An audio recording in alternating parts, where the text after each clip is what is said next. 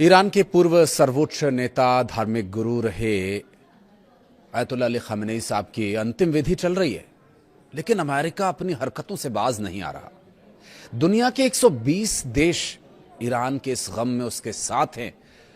उनके नेता खामेनी साहब के जाने पर दुख जता रहे हैं।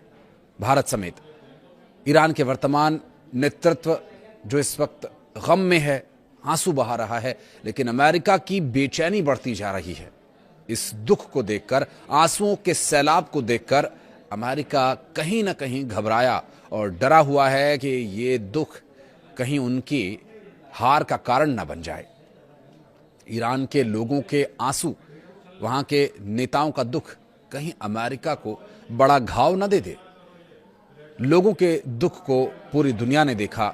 ईरान वासियों का जो दुख है वो हर कोई देख रहा है, उसके साथ सहानुभूति जता रहा है। ये तस्वीरें अमेरिका के राष्ट्रपति के सामने जब पहुंची तो वे इस बात को समझ गए कि ईरान के लिए खामेनी साहब का जाना वाकई बहुत बड़ी क्षति है और इसलिए ईरान इसे कभी भूलेगा नहीं और हो सकता है कि उसका पलटवार अमेरिका को संभलने का मौका ना दे। ईरानी नेतृत्व के बारे में उल्टा सीधा बयान देने का काम जो डोनाल्ड ट्रंप कर रहे हैं, उसका जवाब भी ईरान ने दिया, उस पर भी बात करेंगे। नमस्कार, मैं हूं आशीष त्रिपाठी आपके साथ।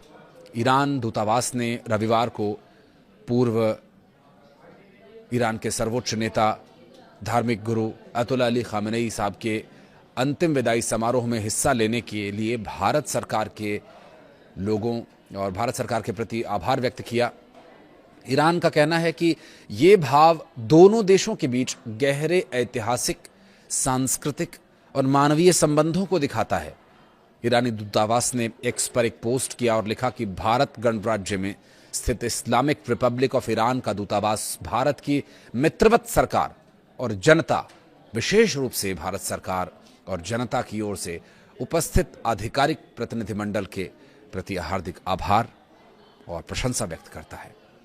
ईरान के लिए ये पोस्ट डालना इस वक्त इसलिए भी बहुत बड़ा और अहम हो जाता है क्योंकि 9 तारीख तक जिस तरह से खामेनी साहब का अंतिम संस्कार चल रहा है, इस बीच गम के साए में डूबा पूरा ईरान अपना आभार प्रकट करना नहीं भूल रहा है। ये इसलिए भी महत्वपूर्ण हो जाता है। ईरान उन देशों के प्रति आभार भी प्रकट कर रहा है और उन देशों के रवैयों को भी देख और जांच रहा है जो अब तक ईरान के साथ हैं और जो खिलाफ भी। ईरान की तरफ से इस्लामिक रिपब्लिक ऑफ ईरान के शहीद नेता महामहिम अयतुल्ला अली खामेनी साहब के अंतिम विदाई समारोह में हिस्सा लेने पर, उन्हें श्रद्धांजलि अर्पित करने पर भारत की भागीदारी की सराहना करते हुए दूतावास ने कहा कि ईरान के लोग मित्रता, करुणा और हार्दिक सम्मान के इस भाव को कभी भूलेंगे नहीं। वे इसे इस्लामिक गणराज्य ईरान और भारत गणराज्य के बीच एक अटूट संबंध का अनमोल प्रमाण और दोनों देशों के बीच लंबे समय से चली आ रही मित्रता को और मजबूत करने के लिए एक अहम आधार मानते हैं। विदेश मामलों के राज्य मंत्री पवित्रा मार्गरिटा और बिहार के राज्यपाल लेफ्टिनेंट जनरल जो सेवानिवृत्त हो चुके हैं सैयद अता हसनैन ने तेहरान में आयोजित अंतिम विदाई समारोह में भारत का प्रतिनिधित्व किया। कांग्रेस के वरिष्ठ नेता और पूर्व विदेश मंत्री सलमान खुर्शीद जो अंतिम संस्कार कार्यक्रम में शामिल हुए, शोक प्रकट किया। उन्होंने खामेनी साहब को श्रद्धांजलि अर्पित की। जम्मू और कश्मीर पीपल्स डेमोक्रेटिक पार्टी के अध्यक्ष महबूबा मुफ्ती भी वहां गई थी जो अंतिम संस्कार में शामिल हुई। उन्होंने भी ईरान के साथ एकजुटता दिखाई और अपना शोक संदेश प्रकट किया। खामेनी साहब के अंतिम संस्कार कार्यक्रम में भारी भीड़ देखने को मिल रही है। लाखों लोग ईरान की सड़कों पर जमा हुए हैं।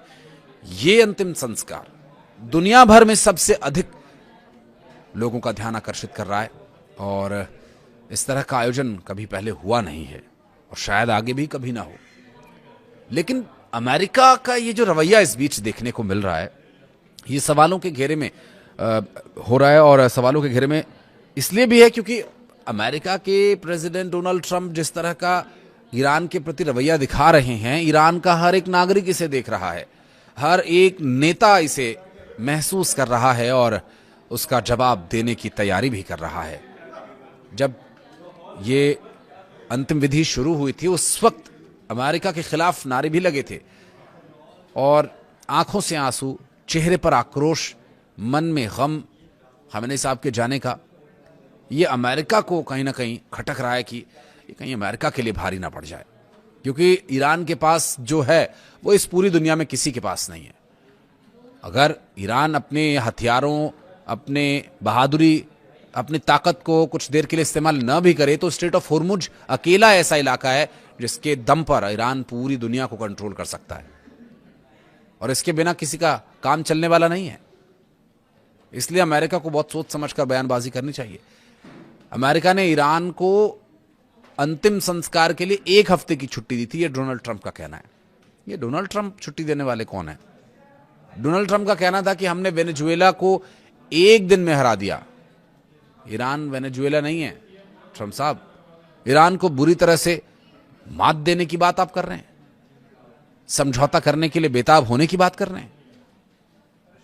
ईरान का नेतृत्व इस वक्त गमजदा है और इस वक्त ईरान किसी भी समझौते की स्थिति में नहीं है और ना उनका कोई ऐसा मूड है। ट्रंप कह रहे हैं कि ईरान समझौता करना चाहता है और बुरी तरह से वो इसके लिए तड़प रहा है। अमेरिका के प्रेसिडेंट के बयान अक्सर चर्चा में इसलिए रहते हैं क्योंकि वो बोलते कुछ हैं, करते कुछ हैं, ये तो पूरी दुनिया जानती है। लेकिन उन्होंने जो कहा कि अंतिम संस्कार के लिए 1 हफ्ते की छुट्टी दी क्योंकि हम अच्छे लोग हैं। अच्छे लोगों की यही पहचान होती है। किसी भी देश पर कब्जा करने की कोशिश करो, वहां के सीनियर्स को उठा लो, वहां के नेतृत्व को किडनैप कर लो।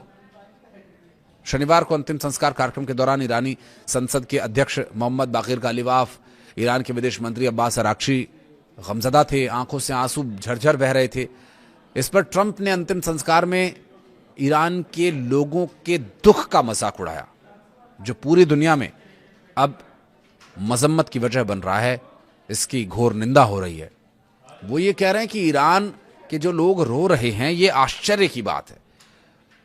देश के सबसे बड़े नेता, वहां के धार्मिक गुरु खामेनी साहब का जाना ईरान के लोगों के लिए जितना बड़ा गम है, अमेरिका इस बात को शायद हल्के में ले रहा है या फिर अपने डर को छिपाने की कोशिश कर रहा है। अमेरिका के प्रेसिडेंट ट्रंप कहते हैं कि खामेनी से तो लोग नफरत करते थे, ये तो नकली आंसू हैं। किसी के आंसू नकली नहीं हो सकते। ट्रंप ये कह रहे हैं कि दोनों पक्षों ने खामेनी के अंतिम संस्कार से संबंधित कार्यक्रम समाप्त होने तक 1 सप्ताह के लिए बातचीत स्थगित करने का निर्णय लिया है, और ट्रंप ने कहा कि इस दौरान कोई भी पक्ष दूसरे पर हमला नहीं करेगा।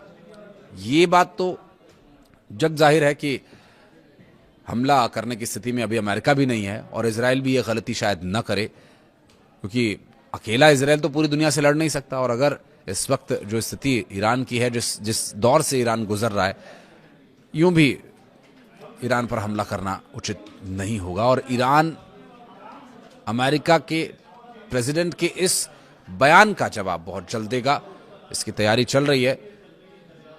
हालांकि जिस तरह से एक प्रोवोक करने की कोशिश डोनाल्ड ट्रंप कर रहे हैं कि शायद ईरान का नेतृत्व कुछ ऐसे बेतरतीब बयानों पर कुछ प्रतिक्रिया दे और फिर पूरी दुनिया में ईरान को बदनाम करने का उन्हें मौका मिले, लेकिन ईरान इस वक्त अपने गम से संभलने की कोशिश कर रहा है और 9 तारीख के बाद संभव है कि इस पर कोई प्रतिक्रिया आए। अगर उससे पहले भी आ जाए तो कोई आश्चर्य की बात नहीं होगी, क्योंकि इस दुख के आंसू का मजाक उड़ाना अमेरिका को कहीं ना कहीं भुगतना पड़ेगा। आप कुछ कहना चाहें तो कमेंट सेक्शन में जरूर बताइएगा। वीडियो को यहां तक देखने के लिए बहुत बहुत धन्यवाद।